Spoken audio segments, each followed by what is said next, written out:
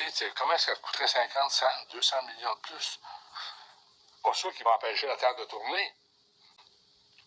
Je vous le dis que c'est une opération très, très, très, très difficile pour une organisation, une équipe de gestion. Très, très, très difficile. Parce que c'est tous les jours, constamment, que vous avez des débats. Tous les jours. Puis vous avez toujours en tête la nécessité de ne pas perdre de vue l'échéance, le coût, puis la satisfaction du besoin. Puis vous vous doutez à des problèmes dont vous aviez même pas idée au départ que ça pouvait arriver. Puis là, quand ça arrive, il faut que tu fasses confiance à tes experts qui te disent hey, si on veut rester opérationnel, il faut faire tel mot, il faut upgrader telle affaire. Ah ben, comment ça coûte upgrader? Là, c'est là que les gros chiffres commencent. Là, tu sais. Mais, comme je vous dis, il n'y a personne qui est...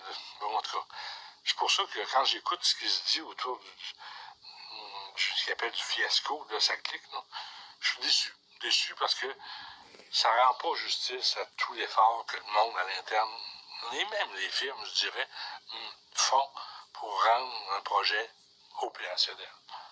C'est d'une complexité sans nom, qui présuppose un dévouement, puis je veux dire, être dédié à ça, tout le long que ça se fait. C'est dur de tenir le rythme pendant 4-5 ans. Très difficile. Bien facile de se décourager et de dire ah non, j'en peux plus, je débarque. Parce qu'en même temps qu'ils font ça, là, faut pas oublier qu'ils gèrent les opérations régulières. Là. Ça, c'est comme au-dessus de leur job. Là. Moi, j'ai beaucoup de respect pour ce genre de monde-là. Puis, des fois, je me dis, ben écoute, quand ça dépasse, là, donner un exemple, c'est quoi les budgets d'administration de la SAC? Budget d'opération? Quelques milliards, peu importe. Non, mais je parle du frais d'opération, frais de gestion. Tu sais, comment est-ce que ça coûterait 50, 100, 200 millions de plus? Oui, mais c'est parce que là, on est... Et puis, on va faire enquête. Ben oui, j'espère que vous allez faire lumière là-dessus. À 1,2 milliard, là, d'ailleurs. Mais mettons juste pour dire, là, ça, c'est un coût de développement. C'est pas récurrent, là, c'est là. Parce que vos économies que vous faites avec vos systèmes, vous les allez avoir tout le temps.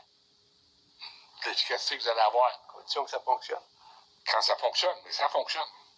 J'ai jamais vu un système pas livré qui ne marche pas, moi. Le monde, ils veulent que ça marche. Puis quand vous regardez ça, 200, 300 millions sur le coup, ça choque. C'est des mauvais gestionnaires. Moi, mettons un équilibre qu'un dépassement de 300 millions avec un système qui va durer 10, 15, 20 ans. Vous l'amortissez là-dessus, c'est quoi? 10 millions, 5 millions? Sur des budgets d'administration de 1,5 milliard? Pas sûr qu'il va empêcher la Terre de tourner. Alors moi, comme je vous dis, j'espère que vous allez faire la lumière, que vous allez trouver la cause, mais qu'on va ramener ce coup-là dans un contexte plus global pour dire c'est malheureux, il y a eu une erreur, ou il n'y en a pas eu d'erreur, ou il y a eu, bon, laxisme ou pas. C'est le job difficile que vous avez à faire.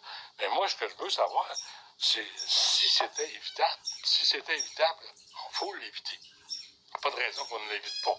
Mais si c'était inévitable, il faut vivre avec. Il faut vivre avec en disant, est-ce que aujourd'hui, vous vivriez sans ça? Non.